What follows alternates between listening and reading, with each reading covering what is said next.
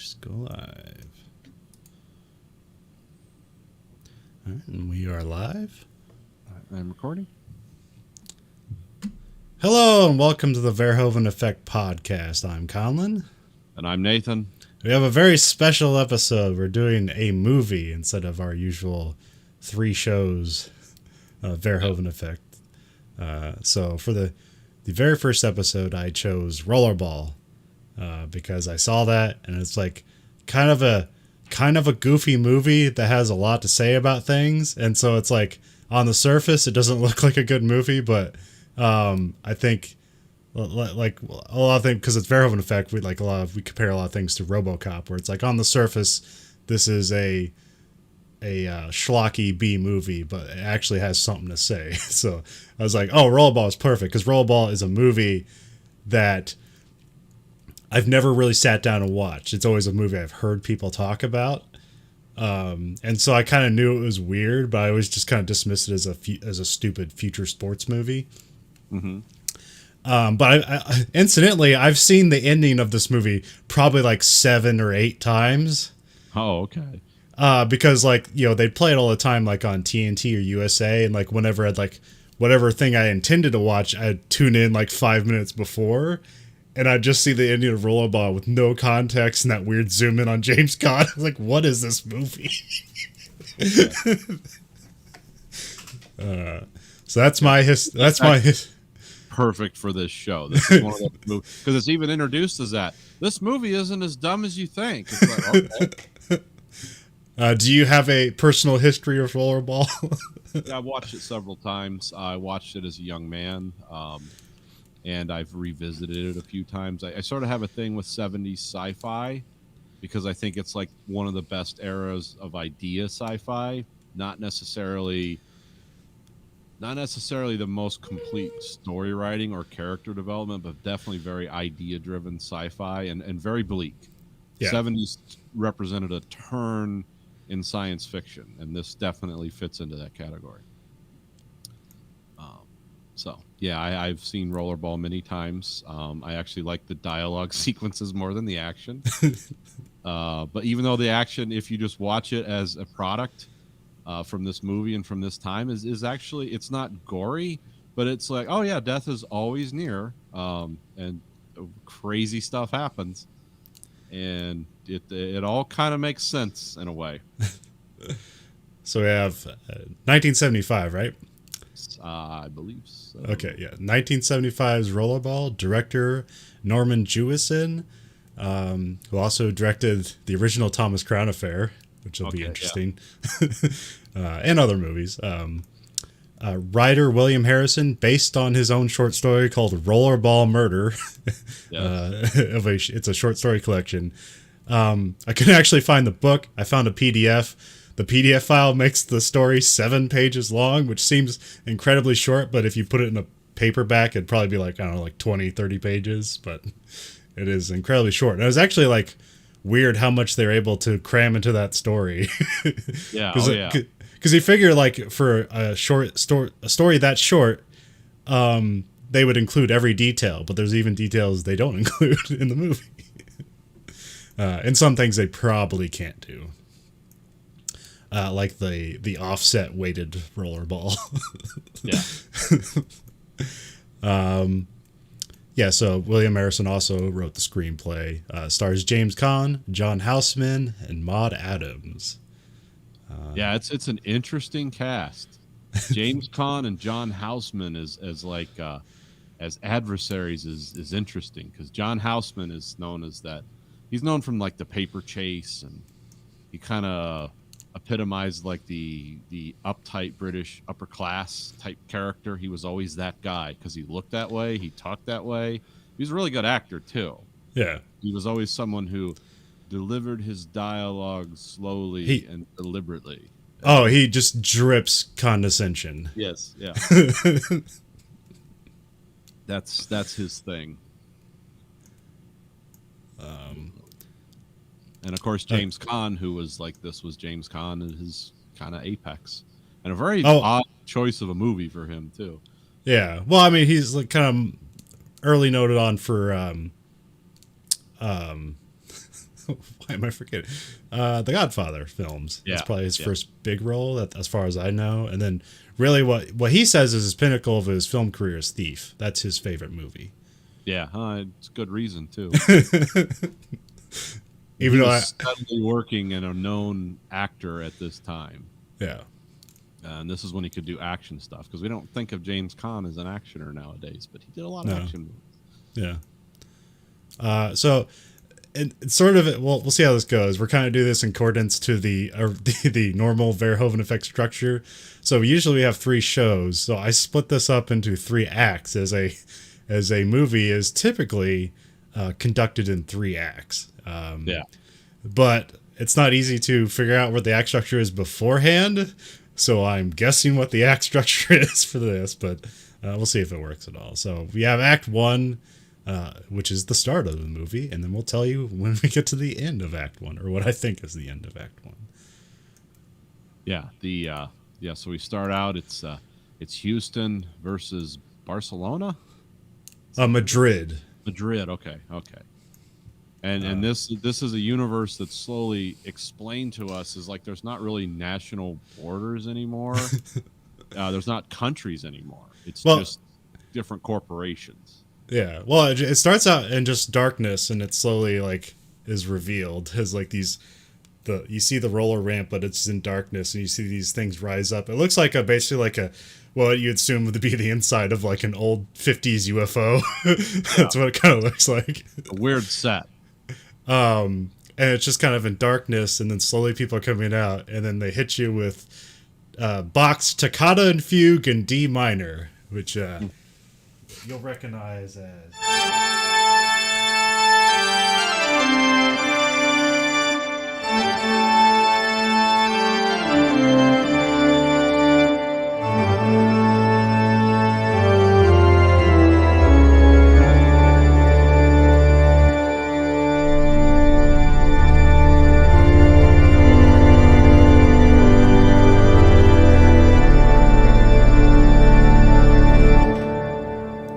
And it goes on from there, but it's kind of a ridiculous thing to start a movie with. And not only that, but there's no noise or anything. It's just that music and the camera panning out on this very strange. I mean, I thought of it as like the Olympic bike race tracks. Like that. And also, like, I don't. Do you know anything about roller derby? I don't know much. Okay, because obviously this is kind of based mostly on roller derby. Yeah. Sometimes listening to Dave Meltzer is really interesting, because I think he either knew the guy that invented it or the guy that reinvented it in like the 70s. Because like in the 40s, rollerball was as popular as boxing. Okay. Or not rollerball, roller derby.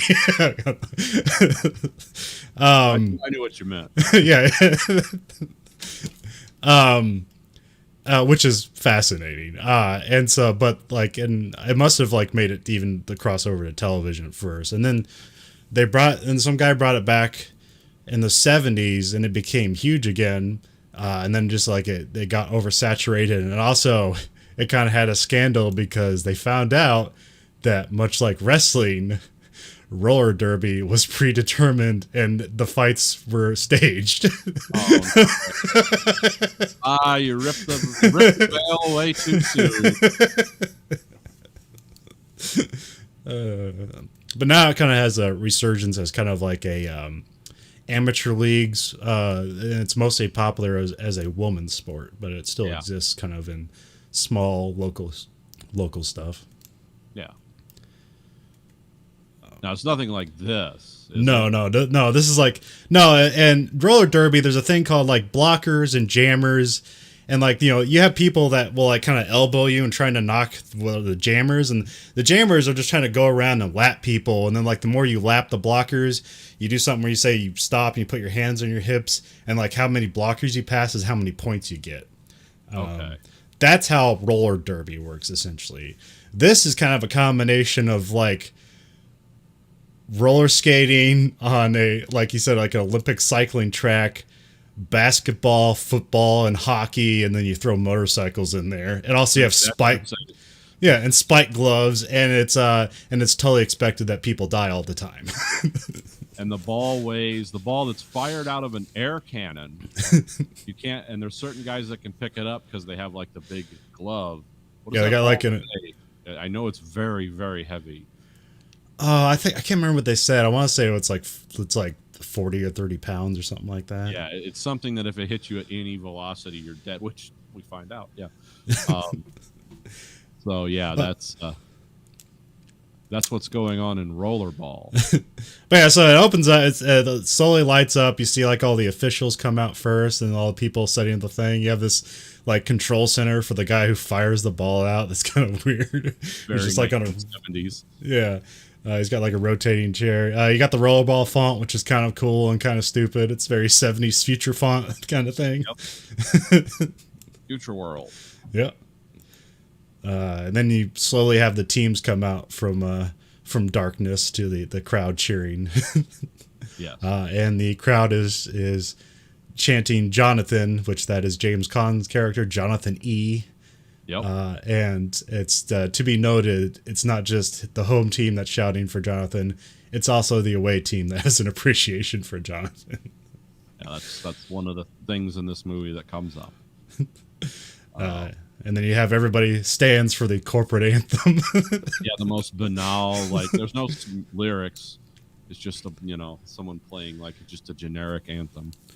And it shows Jonathan. His hand is just pounding against his own leg because he's just so anxious. And and you have other people. You have like Moon Pie is distracted and looking around, and everyone's pondering. It's like it like you can tell that like this doesn't really mean anything to anybody. It's just something you have to do. Yeah. Yeah, most of the people are like, I hope I don't get crippled in this game. Jonathan, he loves this game. And I was wondering, I'm not sure if you learned that he's called Moon Pie here, but I just have him listed. But I was wondering if Moon Pie, like, I don't know why he's called that, but I'm wondering if it's something, because, like, you have all these corporations and stuff. Like, is he just named after a food item? No. It doesn't really say. I thought it implied that he was maybe like he was like a Southerner, like he was from Texas, or yeah, that's true. Because the team's called Houston Energy. That's Jonathan's team. That's what I was wondering too. Like, what's the E in Jonathan mean? Is that just Jonathan Energy? Like, are they just naming people after the corporations they belong to? I don't know. Yeah, like the book, like Jennifer Government, that out in the 90s or 2000 maybe. I'm not sure. Maybe. Well, if you notice, no one really has a last name. No one has like surnames in this. Yeah, everyone's just a first name, and that's. Well, much the executive, you have Mr. Bartholomew. He might have a first name, but I think everyone just calls him Mr. Bartholomew. Well, yeah, the people at the highest tiers of society may have the right to a name and identity and a certain level of choice, but yeah, the rollerball players, even though like athletes today have a lot of money and privilege, they don't rank up as high as the executives that run the world. Yeah. And that's the dystopia we're in Rollerball is no national governments, just governments that are just companies that distribute rights. Which this is almost optimistic compared to what like the corporations that do run the world now want to do. Because at least in Rollerball, like everything looked nice and people seemed well, they looked good. They seemed like they were in shape and happy. Whereas the corporations that run the world now just want to turn America into a giant Mexico City. And it's like, well, yeah, that doesn't. This almost seems hopeful and acceptable compared to what we're dealing with now. But there were also horrible wars, which we find out later led to this world existing. We don't know how horrible, but based on the few times we see weapons used in this movie, they must have really destructive weapons. Yeah, there's only one weapon and it's a gun, and and it's wildly destructive. Yeah, and then people are passing it around at a party. We're drunk, or well, everyone's taking pills in this world. Yeah. So I think in the short story they mention more of it like the drugs are a thing. It's like, hey, we just make drugs for people. We got to keep them in line. Yeah. Yeah, I kind of figured that, but and they talk about. Well, I don't think it's mentioned in the movie, but like there's something about like drugs passed hands from the food department to the luxury department or something like that. Yeah, there are different corporations in this movie, and I think that some of them are named or mentioned because Houston is energy. Yes. Which makes sense. And then Chicago is food. Okay. And then I don't know what Tokyo is. I heard other people speculate that it's luxury. Okay. Because, yeah, they had like food, luxury, I heard, then transportation. There was another one mentioned too. But yeah, it's like, yeah, the world's just been sectioned off into industrial, areas that each provide a certain thing. And I guess there's power sharing. I don't know. It's really not deeply described or well imagined other than what you see, but it is very like, it leads a lot to your imagination. It's like, what is this world? And like, you kind of have to fill that in. They didn't have the budget or the time or the inclination to really expand. I'm sure if this had spawned sequels, we might know more, but it's really not necessary. This is a good one and done. We have the traditional firing of the test ball at the start of the game. They just fire it out. What's described in the book is a lot more violent than how it is in the movie. Because, like, when they fire it out of that cannon, it doesn't look like it's going fast at all. Right. I wish they were able to portray the violent, like, because, like, in the book, they talk about it being, like, going, like, 300 miles an hour, and you have to let it slow down before you can actually catch it. Like here, it looks like you could have caught it coming out of the cannon. Yeah. Well, here I think they substitute weight for speed. Yeah. Because remember, he is handling an actual rollerball when he's talking to the players off the field. There, and he throws it to one guy and almost knocks him over. It's like, don't reach in too early for that. I don't think I have any notes about the first game. Essentially, the Houston dominates. They talk about them being a power team, so basically they just kind of like beat the shit out of the other team. Yeah. You got motorcycles out there. They kind of drag the players along. You have people with the mitts, and then basically they just got to grab this ball and throw it into a sort of receptacle that's sort of like a sideways basketball hoop. Yeah.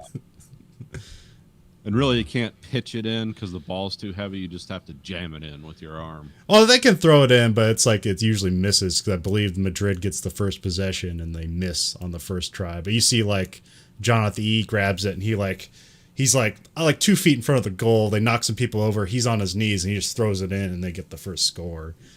Yeah. And then like another time he just kind of does a drive-by and throws it in. But then, yeah, there's some times where he just literally just reaches in and punches it into the goal. Yeah, that's the one I remember the most punching at home. Because the other team will just stand in front of the goal, too. That's another thing. So, yeah, they have the game's over. They've won. And then you have this weird locker room scene where the executive, Mr. Bartholomew, comes in and he basically placates everybody and tells them what a good game, what a great game Rollerball is, and what a great team it is, and like what a great city that Houston is. And then they also talks about how like they've ran out of things to pay Jonathan with. He's just too good and too valued. Yeah. They don't know what to pay him with anymore. And that's where you kind of get like the tension is that like what the thing he deserves is basically to have power and be an executive or whatever, but they don't want to give him that. Yeah. No, they don't want to share power. Yeah. And he had a wife that he loved. Well, wife, because women in this universe are just products. You have like corporate assigned girlfriends that are actually spies for the corporations. Yeah. And the first one he loved, and the rest of them he's like, yeah, I'm sending you away. It's like, oh wow, okay, that's different. And so yeah, then they have I got that weird speech where Mr. Bartholomew like I said placates them, and then they go outside and you see all the crowds waiting around cheering them on, and you have fans of both teams cheering for Jonathan and wanting like autographs and stuff like that, and he throws his hat in the crowd and like, there you go, because he has this weird hat. Yeah, like Western style hat. Yeah. So before this episode, there was another podcast, a better one, but you can pay for it, whatever, called Action Boys, and they did a version of or they did a Rollerball episode, which is where I was like, oh, that's perfect for this show. So, but like one of the jokes from there. So you can go buy that podcast and listen to that episode. But there's a really funny one where they talk about Jonathan E. being like an anti-Indiana Jones, where it's like, like Indiana Jones always is trying to get his hat and keep it, and it's like he's like the opposite of that. It's like, if there was like a wall coming down, he would like take his hat off and shove it underneath the door. So that one's from Action Boys. Yeah, he's constantly getting rid of this hat, but then also Bartholomew wanted to see Jonathan E. personally after like the next day. And so that's when he goes to his office, and you have the weird evil corporate building that's just kind of like 3 cylinders stacked together. It's the BMW World Headquarters. Oh, okay. Yeah, which is a weird looking building in real life. Huh? Is that still around? I think so. Yeah. Okay. Goes into his office where there's like chandeliers of just glass, and they cut him because he touches one. It's like, Jesus. Let's take a moment. Let's take a beat here and talk about the style in this movie. This is a very deep 70s interpretation of the future. Yeah, this is supposed to be, So it's 1975 or 4 when this was made. And this is predicting the timeline in the movie is 2012. Yeah. And it looks like they told the people on the set of A Clockwork Orange, you just go crazy. Just make out as weird shit as you can. So all the furniture, all the chairs, everything. I mean, it's a product of its time. At the time, that might have seemed futuristic. And there is kind of a retro future. There's people that like that and try to implement that style into new stuff now, because it's like, it was so distinct. It's all based on brutalism, a form of architecture, which I've talked about on the show before. It's like, where did that come from, and why don't we do that anymore? And it's like, it was a whole architectural movement that nobody wanted anymore. So. Yeah, it kind of looks more like 60s. Like, yeah. But like just an extra twist on it. Maybe it's more colorful. Well, it's a lot or less colorful. It's a lot of columns and clashing colors and just oddly shaped things that are familiar, yet so oddly shaped, like furniture and stuff. It just looks weird. It's like, well, that's a chair, but it's a chair as if a lunatic designed it. It's like, it doesn't look comfortable. But it looks more like fake, and which is what everything in the corporate part of this world that's not in the rollerball ring has, that kind of fake look to it. And I think they did that on purpose. It's all artifice. Yeah. Well, because corporations are no more interested in color than they are, or in art than they are having, feces on their lawn. It's just they collect it because it has potential monetary value, and that's it. Or they're trying to project an image, and that's it. And you can tell I work for a company that does not care about that, because they have the same, like, all their stuff looks like it's from the 60s, and they've stayed there. But I mean, like, the business 60s. It's like you go up in the offices in the front of where the plant I work at. It's like, is this the set of Mad Men? Where'd they get all this furniture? It's like, I've never seen this stuff. And it's all about that old, too, because it's just painted metal furniture. It's, it looks old, repaint it. He meets the boss, and then they have this weird scene where he just wants to sit silently with them as he just like, and then of course Jonathan can't keep still. He's like closing his eyes, and he's just kind of like, whatever, just moving around. It's like, I can't do this. And then Bartholomew like tells him he needs to retire, and he's like, why? The dialogue's kind of very sparse, so it's kind of like they leave room for you to interpret what's going on, because Jonathan E. doesn't necessarily seem like a smart guy, but he is like clued in that, like, well, this is different and weird. This is even weirder than everything used normally. Yeah, he's not really the hero of the story. He is just a person living a less bleak life in a very bleak world, who's about to have everything that he understands taken away from him, and he doesn't know why. And then when he does find out, which comes later, it's like, oh, this is just weird. I don't know if I necessarily agree with this. I'm not the leader of some movement. But I have this as being the end of Act 1, because like this is because on this sheet it says like Act 1 is like the end of like the first plot point. And the plot point I have is that they want him to retire, and he's like, why? And so we have the start of Act 2. I'm guessing it's the start of Act 2. Act 2s are going to be like really long, I'm guessing. Yeah. Because my Act 2 notes are huge. Jonathan goes to his ranch, just takes a helicopter there because that's the kind of privilege he has. Yeah. And he longs for his first, or his wife, Ella, and watches first signed wife. Yeah. And he watches videos of her on the multi-screen television. That's something they did get right about the modern day. They didn't have the giant single screens we have, but just room-filling televisions. That's real now. Yeah, not the only thing the futurists got right about the world we'll be living in now.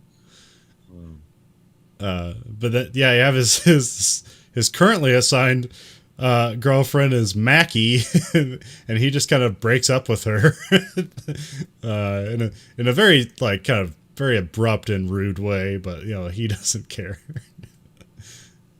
You like it here? Good. You're leaving in the morning. I'm gonna go talk to my trainer, who lives in the house with him too.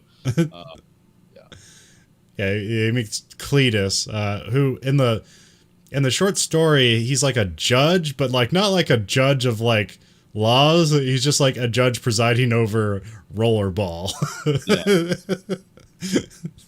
Yeah, it's from Cletus that we find out about, like, because Jonathan E. is curious about the world before, and then he talks about, he's like, oh, when the nations existed, well, those were some bad times. It doesn't really elaborate too much on it, but it's we accept this world because the one that came before it was worse. But like there's obfuscation because like everybody forgets what the old world was like, so they have nothing to compare it to, and like basically history is casually being erased. Because he talks about, because Cletus is older than Jonathan, but Cletus was also like a rollerball champion. Probably played with him or something. Like he talks about like the National Football League and stuff like that, and then they start talking about like Indianapolis, and like does Indianapolis still exist? And like just nobody knows. Sure. Did it ever exist? Like, can you go there? Yeah, did it ever exist anywhere at any time? So yeah, you have your like Jonathan is pondering why they want him to quit, and then he puts Cletus on the case to find out like what's going on, like who are the executives? And then Jonathan wants to get books.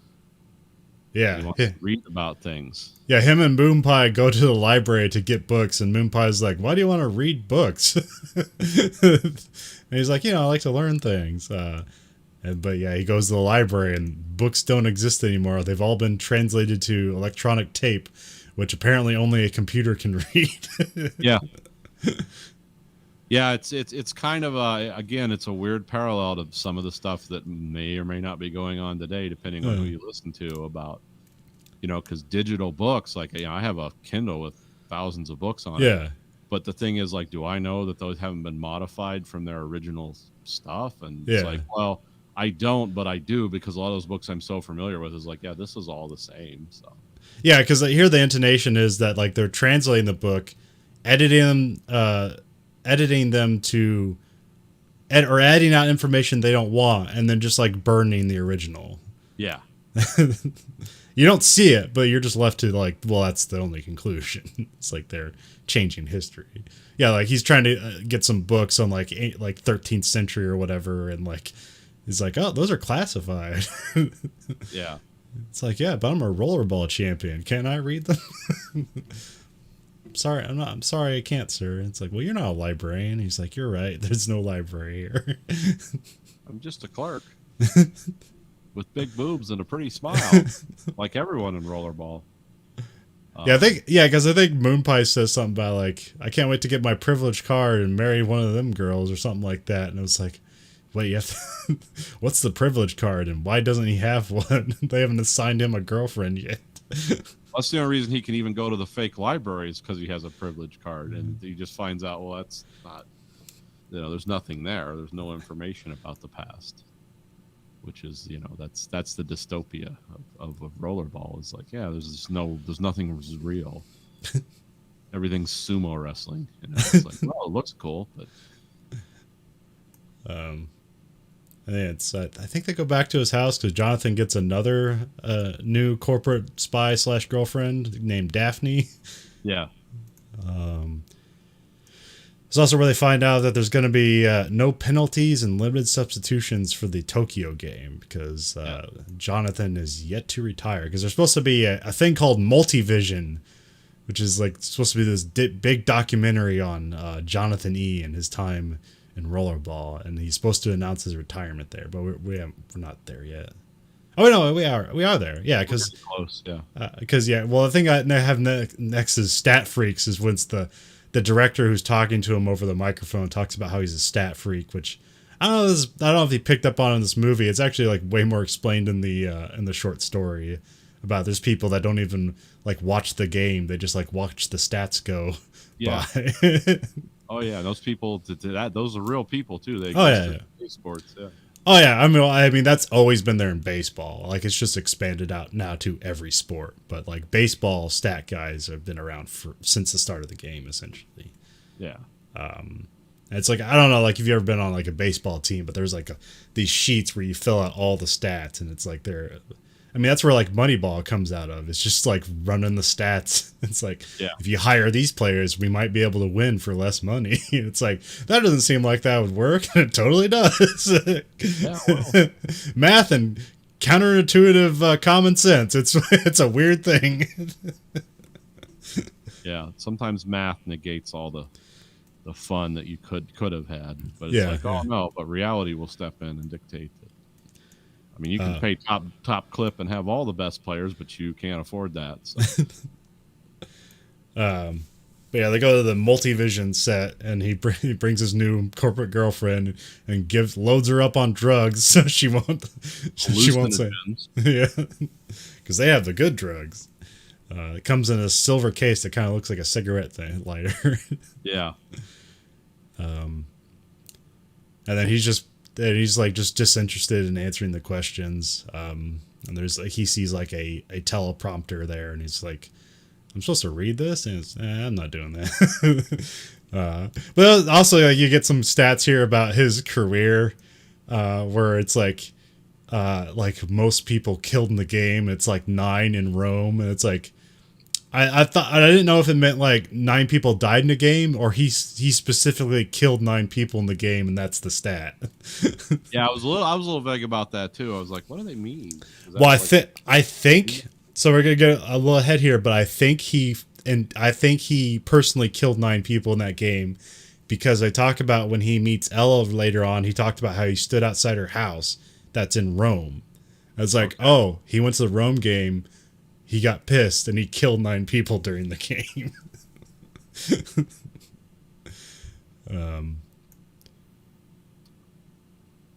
But I forget did they say he was like a 20-year veteran in this? 10 year. 10 year, okay. Longest player in history. Yeah. So yeah. 10 years in Rollerball. Yeah, essentially nobody's supposed to get through Rollerball that long. Yeah. Well, this is the thing, like with the rule changes. Like they mention the rule changes, and at first you think, well, this is a special thing they're doing to screw him over. And this coach says, oh, they've changed the rules in the past. They just want to keep it interesting. We got to roll with it, guys. He's trying to talk the team up into playing. But it's like, oh yeah, this is just this is all manipulated. Yeah, because it's supposed to like, I mean, I doubt this is the first movie to do it, but you'd probably make it be like one of the first.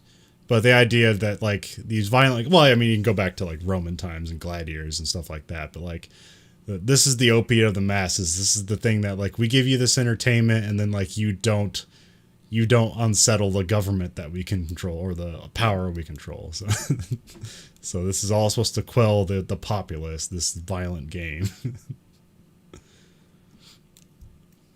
But in this universe, it's important that you stamp out individuality. Yeah, because it's because I think because they do the thing. He's disinterested in the documentary about his retirement announcement, and they immediately go to a weird house party. Yeah. This is very 70s. Yeah, it's basically a sex and drugs party. Yeah. Where he's supposed to announce his retirement, I guess. And he meets his first girlfriend there, or first wife, or whatever. No, the second one. This is where Mackie's there. Yeah. Oh, I thought that was his first. No, that's right. Yeah, this is Mackie was with. Yeah, because she's jealous and she's talking about, yeah, I'm with my new boyfriend who's an executive. She's trying to like make him jealous, but then she can only like muster up that like all he wants to talk about is like how good he was in bed. He's just like this executive that's like likes to be cucked by Jonathan E. or something. Or something. Yeah, that was a weird moment. A lot of weird moments at this party. Yeah. Well, I like the bit where Moon Pie's just talking to a lady. And he's like, "Do you like poetry?" She's like, "Yeah." It's like, well, let me tell you a poem upstairs, and like they go off to have sex, presumably. And I don't know if that was illegal or not because he doesn't have a privilege card. Well, I think the parties in this universe are like this kind of open concept thing. Yeah, where it's yeah. Like, yeah, we'll see what develops. Well, it's like the executives are there too, so it's like, well, there's no rules here because the power is here, so we don't have to follow anything. Yeah. And so then they're at the party, and what do you want to talk about first? The conversation that him and Bartholomew have. Yeah, well, I mean, you have people, they're watching the documentary and they're just on drugs. They're infatuated by it and like cheering the documentary. You know, every time someone there's a highlight of someone getting their head punched in and dying. It's like, yeah. And there's a lot of weird touching. Yes. So this is a weird, uncomfortable party they're having. I think it's meant to be that way. I think yeah. We're trying to convey a sense of unease. You guys have people come in, like, you know, the guys shake hands, but then like, you know, they'll like touch a woman's face or waist or shoulder in weird ways. Like, this is my girlfriend, please touch her. Thank you. What the hell is this? I'm not sure if like he talks to Bartholomew Fuse, but like there's Cletus takes him aside and basically tells him he didn't find out anything. He's like, man, it's like, because they talk about the executive directorate, which they talk about the executive director board, and there's the directorate, which makes it seem like there's people above them. But then by the end of the movie, it doesn't seem like there's anybody above them. Or it could be the computer. I don't know. Or that's all a mystery. Well, I mean, I think in the end, like, because when they all vote on, this is later in the movie, but there is like a council or some kind of quorum where they do. It's like, okay, this is my decision. You wanted me to handle it. This is my plan. Yes or no. And it's all, everyone's say they either approve, disapprove. Comes up on the screen. So that, I think Bartholomew and like he's part of some star chamber around the world of senior executives. But do you think that's like the ultimate power, or do you think there's like a couple steps above them even? No, it's the ultimate power. Okay. Because the world's not working. I mean, they're afraid if this guy becomes a rollerball legend, it's like the whole system will be undermined. It's like, okay, that's what people think there. That's just like corporate, like, yeah, this is how we think. And it's like, well, you're wrong in your thinking. No, I'm not, because I have money, so I can't be wrong. So that's what I draw out of it. I could be wrong. And then like, what do you have about Bartholomew in this scene? Well, isn't this where? Because there's two things that happen at this party. They get a gun, some kind of future. It looks like a future gun, you know. And so the party. Yeah, it looks like a ray gun, but like with like standard bullets in it. That aren't standard. Party goers go outside, and all these people are stoned on drugs or whatever, and they're firing this gun, which seems to have like a small report, and then a tree like bursts into flames. Like a huge tree too. Yeah, the fire goes all the way to the top immediately. It's like, well, that's a hell of a gun. But we don't really. Everyone just like grabs it, like my turn. And at that, him and Bartholomew are having a talk. Okay, yeah. Where he explains. He's like, I don't want to retire, and I'm not getting answers why. And Bartholomew basically says, you cannot transcend Rollerball. Rollerball is the thing, not you as an individual. So they want to stamp out any individuality. Yeah, no player is greater than the game itself. Yeah, and so that's while the people are deforesting, parts of Switzerland or wherever this movie was shot, they're yeah. I was trying to make some correlation that like, what did this scene mean? Like, why are the people shooting the trees? And I thought it was making something about like when people try to control nature, they destroy it or something like that because they're not in control of themselves. But I don't know if that's there. I tried to read something out of it. Well, to analyze that scene on its face, I mean, what I see is like those trees are obviously very old. This is a lark, and it's very wasteful and also extremely dangerous, like personally dangerous to just fire a weapon around like that, giving it to people who've never, because the one lady shoots the ground and it goes into the ground and still hits the tree and it explodes or something happens, but no one gets killed. But it's like, oh yeah, this is how irresponsible and stupid these people are. We're just going to pass around highly destructive stuff like this just for fun, and we're all high. So they just seem this like, oh yeah, this is how bored and out of control these people are, where this seems like a great entertainment to go light a 200-foot tall tree on fire with some kind of pistol. Yeah, that's what they do when they can't watch Rollerball because it's not on. Yeah. Which also I think set a tone, like I think it established something in my mind. Maybe it wasn't deliberate or not. It's like, oh, these are the weapons that like rich people have around their house and casually use. Yeah. So these people essentially can't fight wars anymore because they would just like destroy the whole world in a matter of minutes if they're using stuff. If that's the guns they're using, holy shit! What does the big stuff look like? So this might again explain the existence of the Rollerball universe, but it's all based in just human folly. It's like, yeah, this is how we govern ourselves now because we made weapons so powerful that we have to be ruled by faceless evil corporations. Yeah, because they talk about the corporate wars as being as like a follow-up to like civilization fell in disarray and the corporations pulled us back together, but then also got in a war, but then everything was fixed again by the corporations. But they make it seem like, oh, the corporate wars were even worse than the thing that the corporations came out of, but they don't want that to be known. So everything about the corporate wars is unknown and erased from history. But they do have... Basically, the nation state was the source of all problems. So we'll solve that problem and won't have the nation state. We'll have the corporate state. Which basically turns an entire country into like producing one thing. Like that's all it is. It's like you focus on this and we'll focus on that. Yeah. Which seems very... There's no Soviet Union or Russia in this ever mentioned. Yeah. So... which just means it's like, well, we don't have that anymore. So no Cold War angst. You also like, even though everyone has helicopters and they travel around the world to do rollerball stuff, you never get any scenes of like what's going over there. That's obviously apocalypse happened over there. Like we never get that. Well, that's the thing is like the people that are incurious about stuff. It's like when people do become that way, and trust me, they do.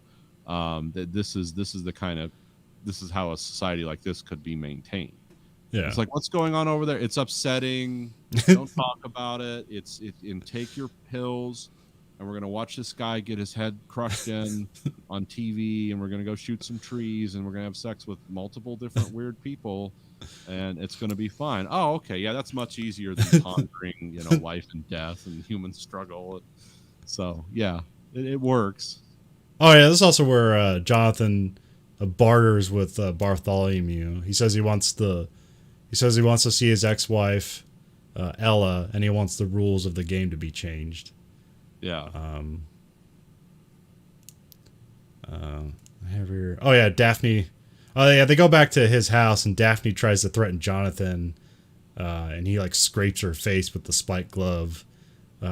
Which is, it's kind of menacing when he grabs her and throws her down, but it's not really when he scrapes her face. It's just like, oh, they melted a crown on top of the thing and he rubbed it on her face. It's like, it's not as violent as you want to, but it's the production you have at the time, Well, those spiked gloves look nothing like the poster. Oh no, yeah. In the poster, it looks like, oh, these things come to point. These are carbide steel. These have been diagonally sharpened in a way where if you break somebody's face, it could get stuck in their bones. But the ones in the movie is like what biker guys wear to look tough. Yeah. because you don't want to kill your actors.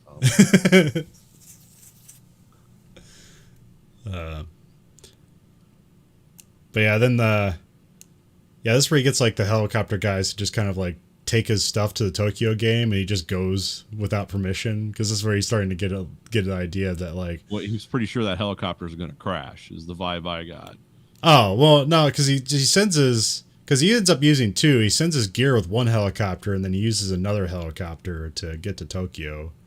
Oh, okay. I thought the one, the corporation was like, it's here for you, sir. Like, nah, just send my stuff. I'll go another way. Oh, maybe. So, yeah, that's what I got out of it. Maybe I'm wrong. Well, I felt like the corporations, if he didn't retire, they wanted him to die on screen to make a point. So if he just died in a helicopter crash, that wouldn't serve them. Right. Well, it could be. We get to Tokyo, and this is once again you have both teams cheer Jonathan. You have a weird sauna scene with Moon Pie, where everyone's just laying on each other, going to sleep. Yeah. What does this say? This says Norman Jewison directed Jesus Christ Superstar before this movie, so like probably a little bit of an acid hangover. I don't know. Here also, instead of they stand not for the corporate anthem, but here it's called the corporate hymn, making it more religious now. Yes. You have all the people chanting "Victory Tokyo," and then you have like the Tokyo team that's like going out in their formation where they punch the fists and go "Victory Tokyo," which is more of an intimidation, because like Moon Pie the whole time he's like talking about how small the Japanese team is. Yeah, they're just little guys. Which will prove to be his folly, because the Japanese team, while they're not as big as the Houston team, which is a power team, they use their speed and teamwork to overcome that. Well, and remember the one guy they brought in who was Japanese was there to consult with them. Yeah. He was saying, well, the Japanese employ samurai techniques into rollerball, which is like, oh, what's this going to mean? I see a few like kicks and guys assisting each other, but I don't see like, I don't know what makes it samurai other than it's Japan for the movie. It's samurai. Yeah. They just use some buzzwords to spike the audience. Like, oh, they're going to use some Japanese martial arts against us or something. Well, Asians are always mysterious to Americans. It's like they must have secrets and powers that we don't understand. If they did, they'd run the world. But. Also, Action Boys pointed out like it's probably a bad idea to make their teams yellow, their color yellow. I never thought of that.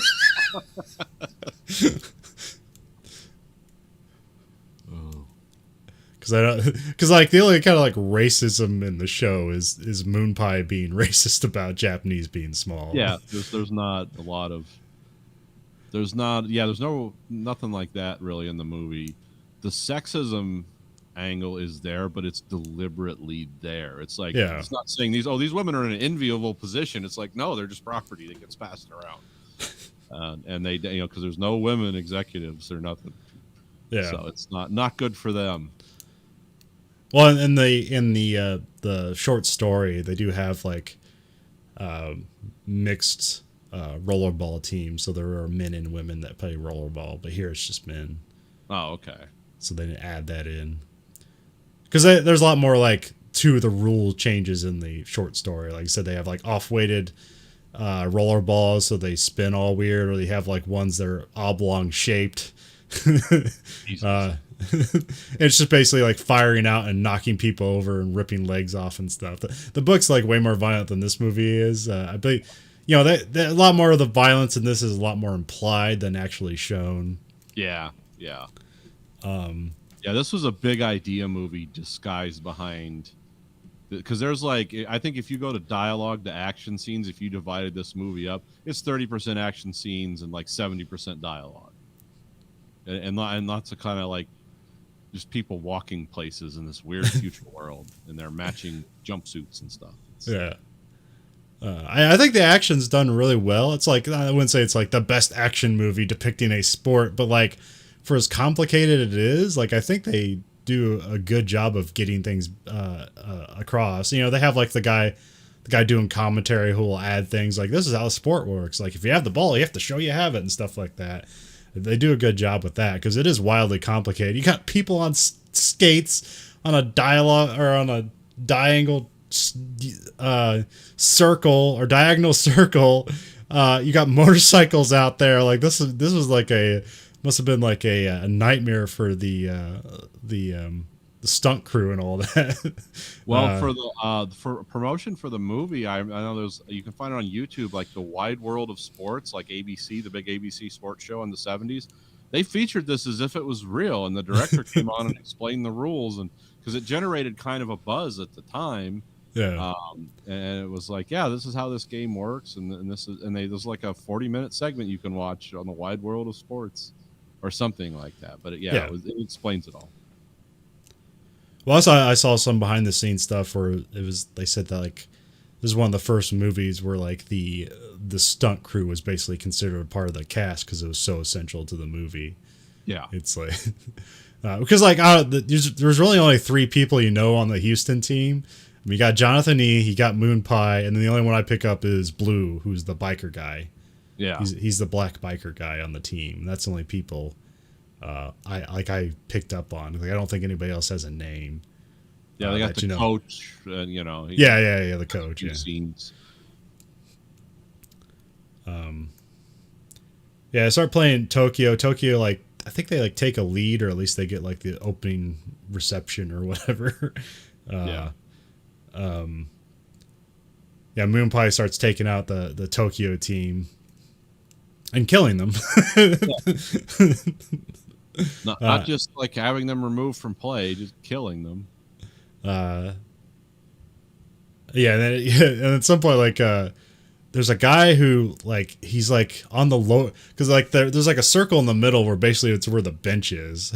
it's all in the middle. And Moon Pie's like down there, like essentially like against the edge of it, kind of like a hockey rink, but like the opposite. And there's a guy, there's one of the Tokyo players is like hanging out down there, and as Moon Pie comes by, he like kicks his leg out and like hits him in the stomach. And then he like goes up and kind of like goes back to team up with Jonathan again. And then the next time like Jonathan's down there, the guy does that leg kick again. And then Jonathan just drags his leg, grabs a bike, drags the guy up in front of the cannon to get shot in the face with the ball. Yeah.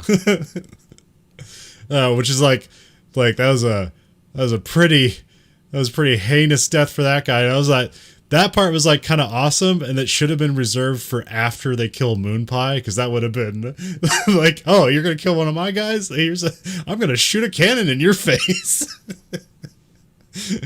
And they should have cut to the guy who like controls the thing, who just sit there and look at the guy in the way, the path of the ball, and press the button to kill. Like, button now. You gotta do this.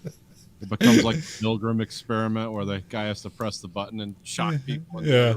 But it's not real. Yeah. They found the guy who passed the Milgram experiment and went all the way to like, well, you're the rollerball, dude. Just press that button no matter what obstructs the launch path. But yeah, Jonathan gets like hit with something, or like the bike, or just gets ganged up by one of the guys, and then he goes to the medic. And then I think that's in the time where they gang up on Moon Pie and like rip his helmet off and punch him in the back of the head. Essentially, you find out later he's brain dead, but essentially he seems dead at that point. But like they put a mask on him, so it's like, well, I guess he's still breathing. So, the old punch to the back of the head with a guy who knows how to punch with spiked gloves probably do it for you. And then you have a bike crashes and flies into the crowd. Some of the crowd starts storming the field, and the players start killing the crowd. Only one person, but I like to think like they should have went further and just have like the players and the crowd start killing each other. Japan rules. This is also where like Blue's bike is blown up and he catches on fire and he's presumably dead. And then it fades out, and I have this being the end of Act 2 because I heard that like Act 2s usually end at the lowest that the main character will be at, and so So here I have it like, because like all the people you know on the team except for Jonathan are dead. So now it's just Jonathan and a bunch of no names. Yeah. And they have one more championship game if he decides to do it. So we have Act 3, which is the aftermath of the Tokyo game, where we go and see Moon Pie's brain dead. Yes. And like Jonathan just kind of like doesn't necessarily understand what that means. He's like, will he dream? The guy's like, no. He's like, plant faces towards the sun, right? Like, because like says he's a vegetable. It's like, plant faces towards the sun. He's like, that's not how that works. He's like, well, it's like, you need to sign this so we can dispose of his body. And he's like, I'm not signing that. And it's just like, just take his body to Houston. It's like, but sir, there are rules. And he's like, no, there aren't. He just walks off. This helicopter and flies away. Yeah, the people were definitely pushing him in Japan because it turns out Moon Pie has no family or friends except for him. Yeah. He's like, you're the guy who has to sign the form so we can turn off life support. And it's like, no. Yeah, I think in the book they say that Jonathan is like an orphan and he just kind of like worked the docks and then he ended up being a rollerball player, which here you don't get that, but you almost have like the idea that like almost everybody's an orphan. It's like, I mean, if the corporation has to approve you of having kids, then like they control everything. It's just a land of orphans. Yeah, it's a bleak world. It's, you're totally dependent on awful people for everything you need to have. Sounds familiar, anyone?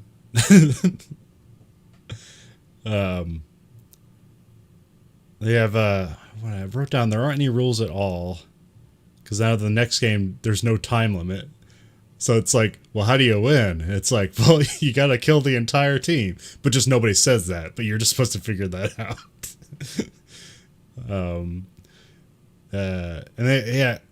There's also, we have the corporations, I think, are meeting to vote on the rule changes. Because this is where you have Bartholomew saying that the game is meant to demonstrate the futility of individual effort. Even more, they expand on this more. This is when, Bartholomew's in the Star Chamber. Yeah. Yeah. This is also where Jonathan goes to meet Zero, the computer. Yeah. Who is supposed to be archiving all these books, but I guess the computer is accidentally deleting history. Accidentally, yeah. Yeah, I don't know. Yeah, they make it seem like, I don't know. It seems like nobody's in control of the computer. But so that's why I was like, kind of like, is like the computer like accidentally the head of everything? Is that the thing that's above the executive board? Where they get their orders from, but like the computer is like falling apart and doesn't even know how to do anything anymore, and so now it's just all like falling apart again. I'm not really sure what to take away from the whole computer part. It's just kind of weird. Well, it's just sort of like it's kind of a revealing about how the power structures are. This is why it's important that Jonathan retires. It's like whatever society, whatever they're trying to implement here is obviously slowly failing. Yeah. This does not work either. This corporate totalitarianism and and they want to erase history, but they know they need to preserve history. So like, let's put the crazy guy in the computer in charge of that. And because the guy who's the librarian, he doesn't really seem to understand exactly what's going on. It's like, go ahead, ask it a question. And Jonathan asks him, and it's like, does not compute. And then the guy goes and hits the computer a bunch. Jonathan's like, what the hell? Okay, well, this is another lie I've been told. They're like the computer's basically made out of water or whatever, because it's the next technological step. It's not hardware, it's wetware or something like that. Yeah, I was thinking, like, is it supposed to be like super cold? No, it's just like, the signals go through the water. It's like, okay, this is, again, something else that I mean, it's 70s, so they probably barely understood what computers were. So there weren't a lot of home computers, and the ones they were fed off of cards and stuff. Well, yeah, because in the beginning, the guy's using like a card-based programming machine. Yeah.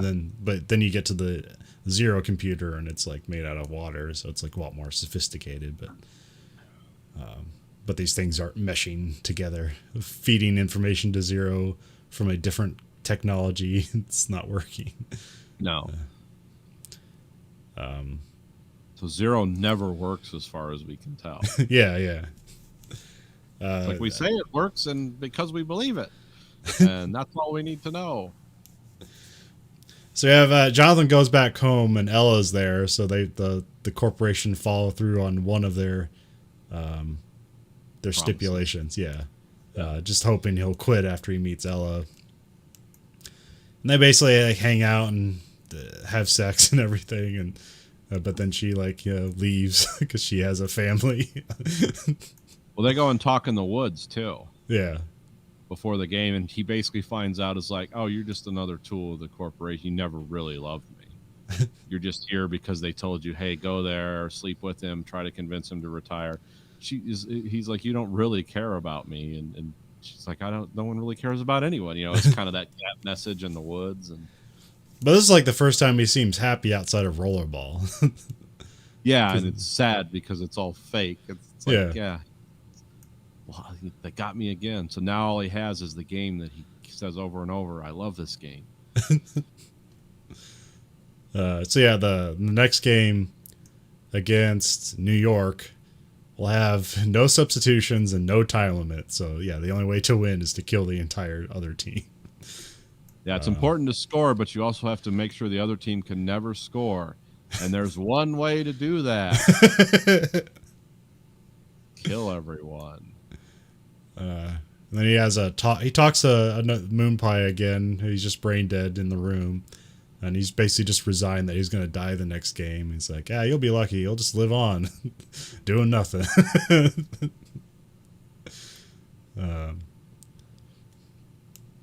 Yeah, I also read that this is where Jonathan's team might as well be strangers at this point because he doesn't know anybody on the team anymore, and then he kind of walks out into this red tunnel. Inspiring the violence that will happen. But then they're playing the New York team, right? Yeah.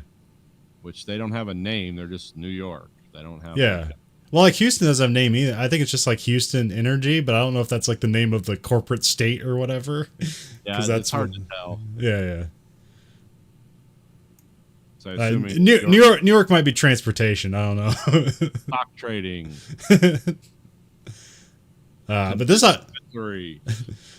time you have I didn't pick out this intentionally. I put on the subtitles, but it said the New York team is chanting, or not the team, but the crowd. Well, actually both. That they're chanting "Jonathan's dead." Yes. Okay.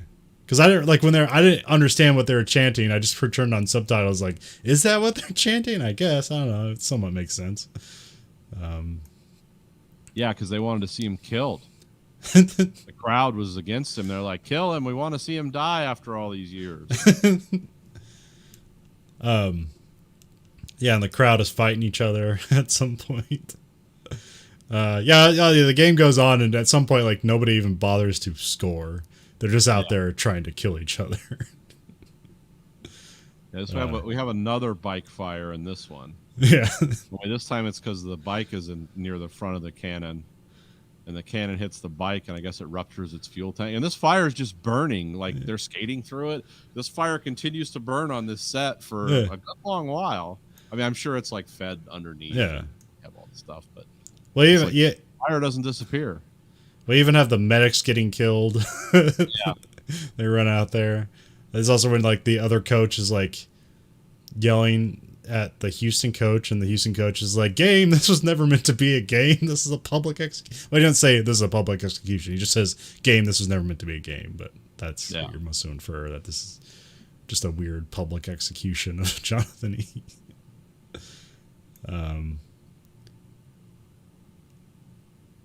But yeah, there's two people left on New York, and then Jonathan's the only one left on his team, and he's just he just goes through the ring of fire to where Bartholomew's sitting behind some glass, and one of the New York players tries to get Jonathan, and he just grabs him, shoves him against the glass, and kills him in front of Bartholomew.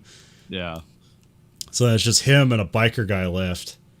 And he knocks down the biker guy, and then gets ready to kill him, but he decides he stops playing the game, which is him playing the political game. Yeah. It's like, see, there's no rules to this game, so it doesn't matter. Right? But he grabs the ball and he basically shoves it into the goal. It's like, yeah, this is the game, but like we're not playing that. It's like it's just kind of this weird defiance thing, while the crowd, all the crowd is chanting Jonathan at this point, and and I wrote question mark. He beats the system. It's just the weird freeze frame, and you get that.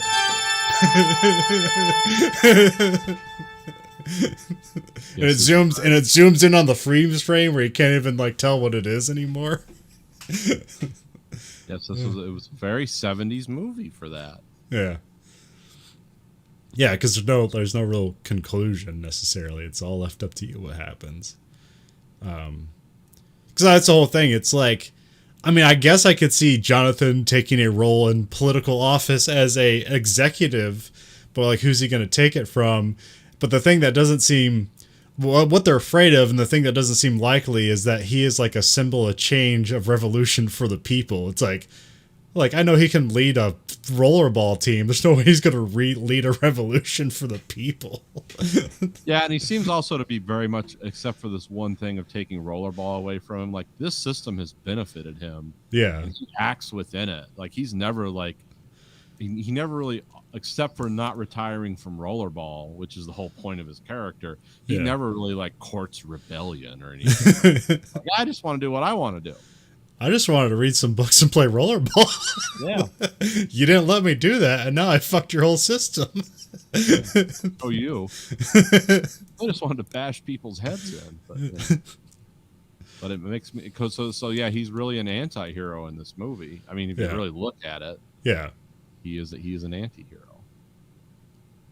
And that's, and that's a legacy of, like, a lot of these movies, especially from the 70s, because... I mean, there's all kinds of DNA that weaves in and out of this movie, because this is the same era that produced Logan's Run, The Stepford Wives, Soylent Green, The Andromeda Strain, A Clockwork Orange, Westworld, the movie, Invasion of the Body Snatchers. I'm trying to think. Yeah, there was the Omega Man, and THX 1138 was the other one. Yeah. And also Silent Running. Remember that one? Where they have it's got Bruce. Oh, it's a spaceship one, right? Yeah, they have all the trees that they could save from Earth. They're the only trees left in the universe, and Earth is like, screw it, just cut them loose, come back home. I mean, there's other movies from that era. Technically, Alien is a 70s movie. Yeah. But the movies I named are like, I've seen all those movies multiple times, and well, actually, like weirdly, what came out the same year and before this, Death Race 2000. Yes, Death Race 2000. Which is also about like a totalitarian government that controls the world and has a hyper-violent sport to appease the people. But that's way less interesting than Rollerball. Yeah. Because it's too cheesy. I mean, that political message is there, but it's... Also, the guy has a hand grenade because his hand is a grenade. It's stupid. Yeah, but fun, whatever. It's a Roger Corman movie, so yeah. And also, we can't forget Solaris, or Zardoz. Yeah, like all these movies are like very similar.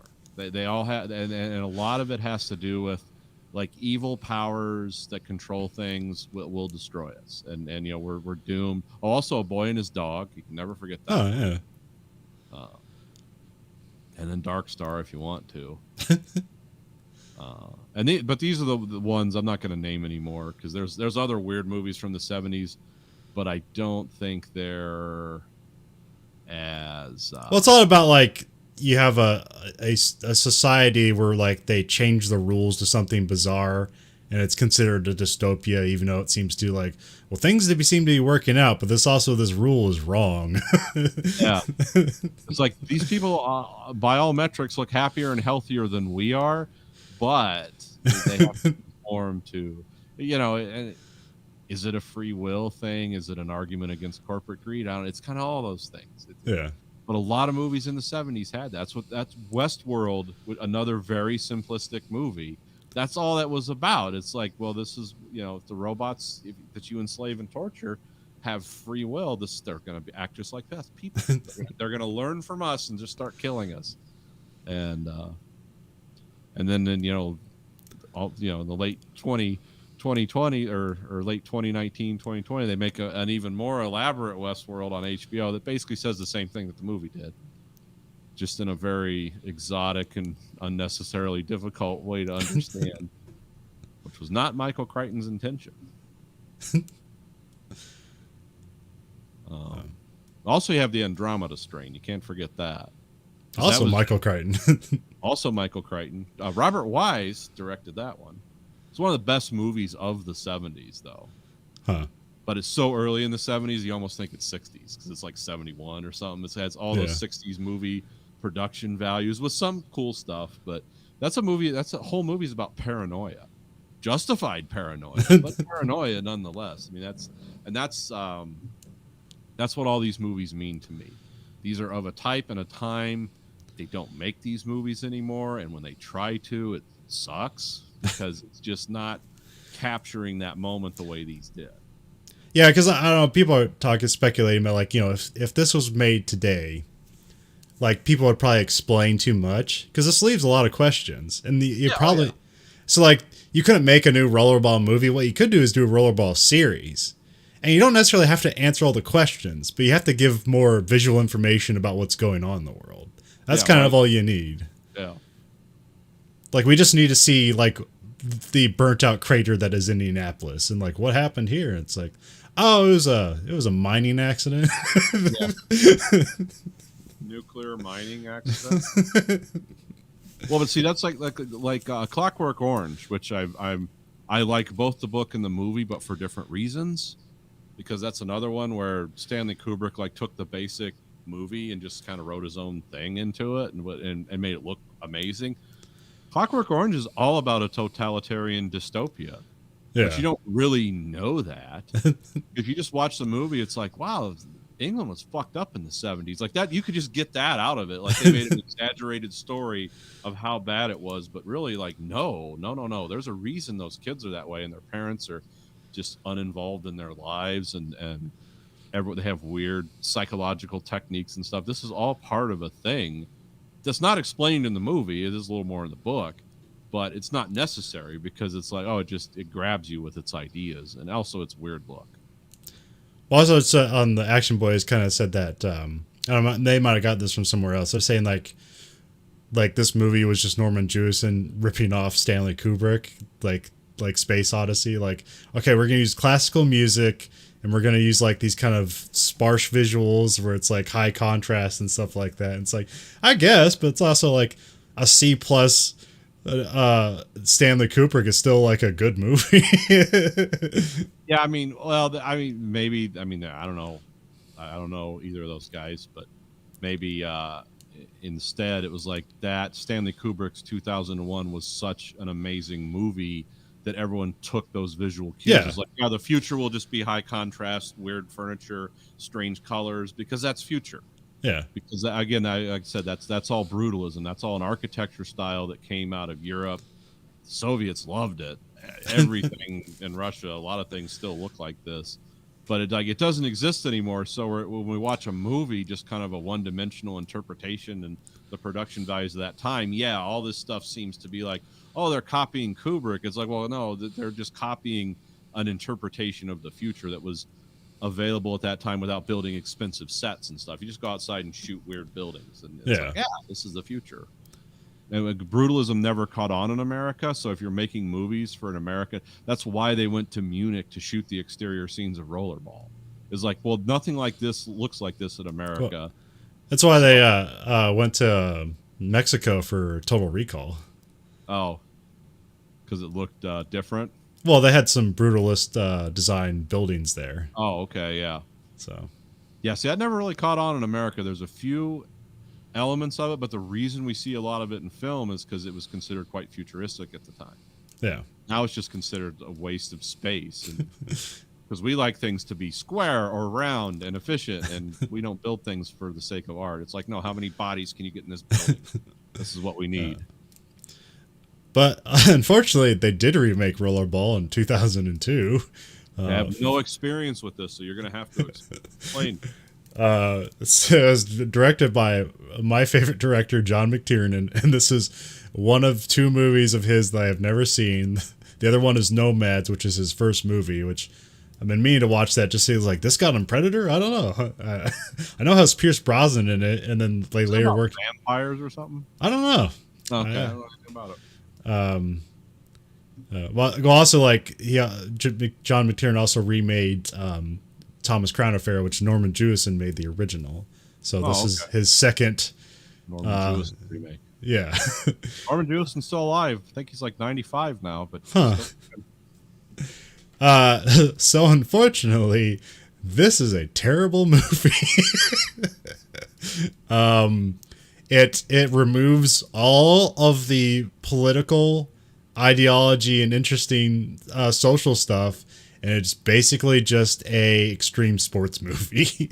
Oh no, really? Yeah, it's total garbage. It was made in 2002, and it takes place in the far-flung future of 2005.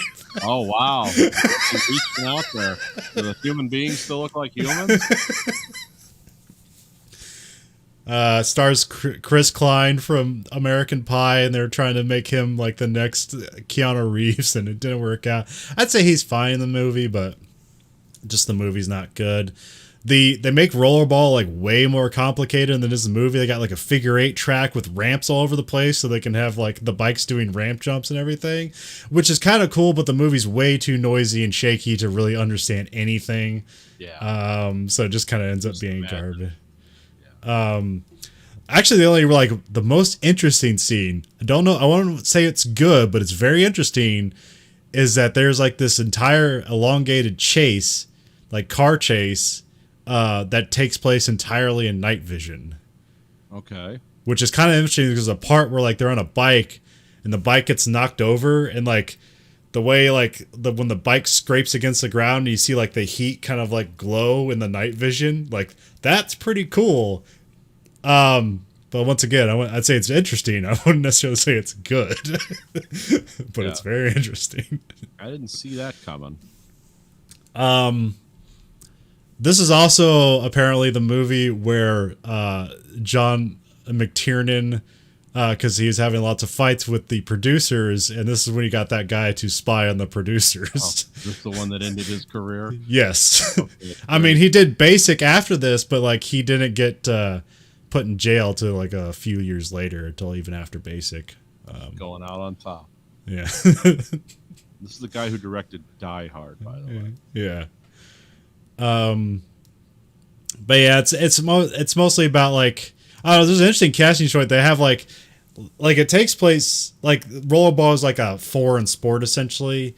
Like it takes place in kind of like around Russia. It's like it's in Kazakhstan, Azerbaijan, Mongolia, and Russia, and that's like where they run these rollerball teams at. And in this, it's not really like, it's actually like nobody's died in rollerball yet, so it doesn't even have like the extreme violence angle of Rollerball. Although this movie is like more violent than Rollerball without being as violent.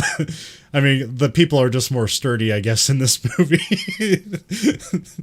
More blood, less death. Yeah. Okay. I mean, it is a PG-13 movie also, so.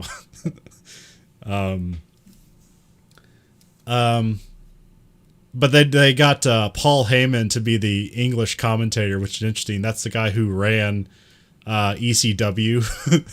Okay. The wrestling company. So that was a nice choice for that. But yeah, ultimately it's just a waste of a movie. Yeah, I've never heard anything good about it that interested me in it. Yeah, that's why I never watched it. And I watched, like I said, it's one of my favorite directors, and I just never bothered to watch it. But here I had an excuse to watch it, and it was on Prime. It was on Prime, so it's like, well, might as well go through it. And it's just like, it's basically just like a music video with action sports. There's like really no interesting character development. It's just purely about corporate greed and the more violence that they can, it's about the game being rigged, but like creating violence, because then that creates more attention and they get more money. And so it's just all, there's no social commentary. It's just all about like people being greedy. Oh, okay. So yeah. So there's no social resonance in that movie. Just kind of died where it was and never became a thing.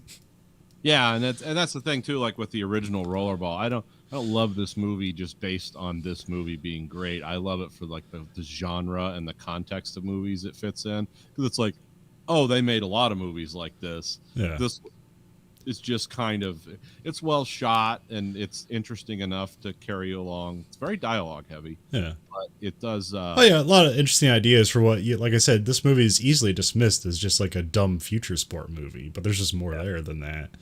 But you can see this, like, I think obviously this spawned like Running Man. Oh yeah, yeah.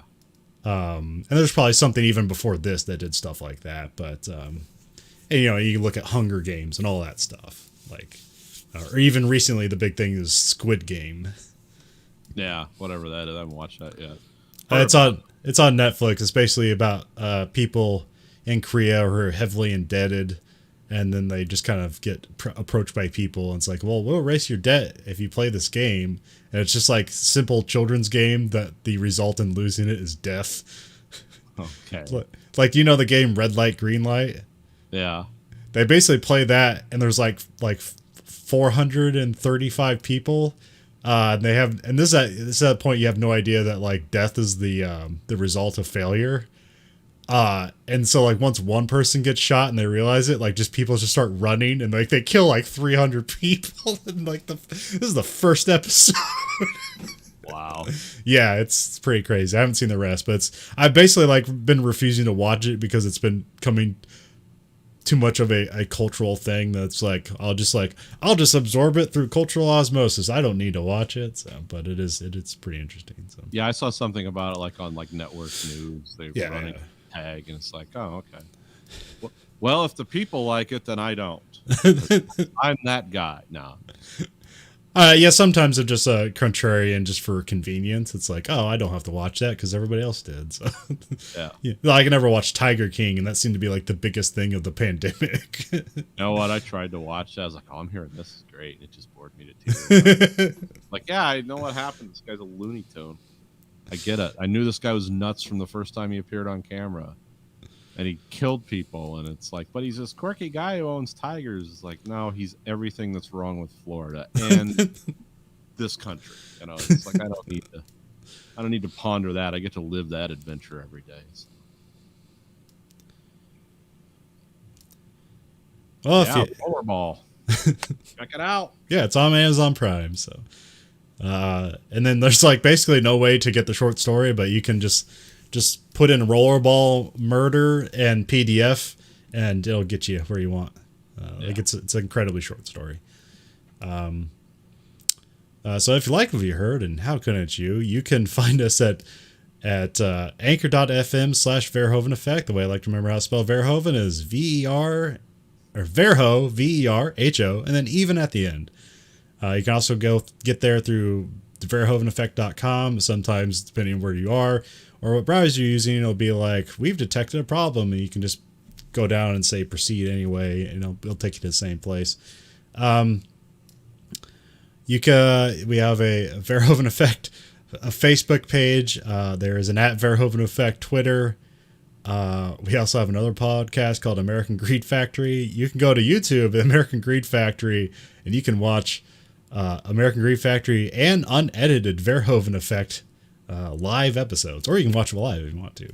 I'm also on Twitch at twitch.tv/Greed Factory, where I play games and stuff. Like every morning I have puzzles and podcasts. It's the kind of low effort content you can get behind. Today I listened to Oh Yeah Dude for the first time in about a year.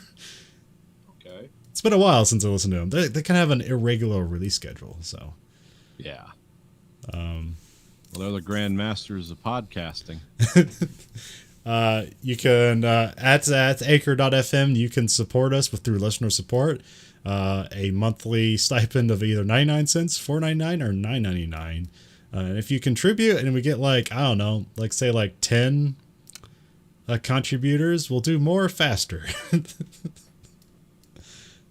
So for the Verhoeven Effect podcast special Rollerball, this is Conlon. And this is Nathan. Goodbye, America.